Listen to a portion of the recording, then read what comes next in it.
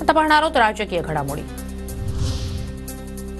मुख्यमंत्री लाडकी बहीण योजनेचा पुढचा हप्ता 26 जानेवारी पूर्वी मिळणार। 3 ते 4 दिवसात लाभार्थी महिलांना लाभ मिळणार।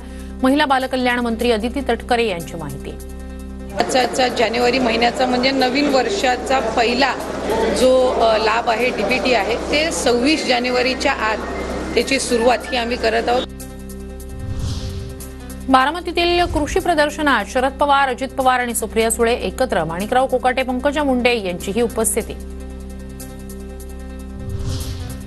दादांनी सांगितलं आजच्या दिवस तसदी घ्या, पण मी दादांना म्हटलं पहाटेचा शपथविधी आठवा, मीच पाठीमागे उभा होतो।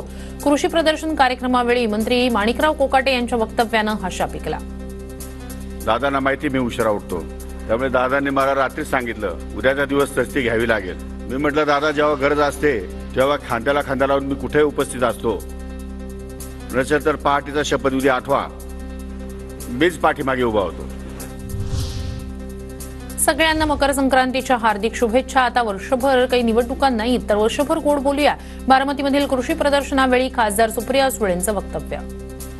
नवीन वर्षाच्या आणि संक्रांतीच्या मनापासून शुभेच्छा देऊन तिळगुळ घेऊया। आज कुठलं इलेक्शन यावर्षी जवळ नाहीये, त्याच्यामुळे वर्षभर एकामेकाशी गोड बोलूया एवढंच म्हणून आपली रजा घेते। मंत्रिपद न मिळालेल्या छगन भुजबळ यांची नाराजी कायम। अजित पवारांनी मंगळवारी बोलावलेल्या बैठकीला भुजबळ गैरहजर, तर शनिवारी रविवारी होणाऱ्या पक्षाच्या शिबिरात भुजबळ हजर राहणार का याकडे लक्ष।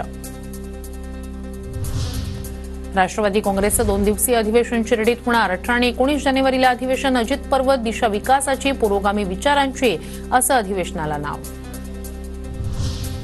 3 मार्चला अधिवेशन सुरू होणार तर 10 मार्चला अर्थसंकल्प सादर केला जाणार, अजित पवार यांची माहिती।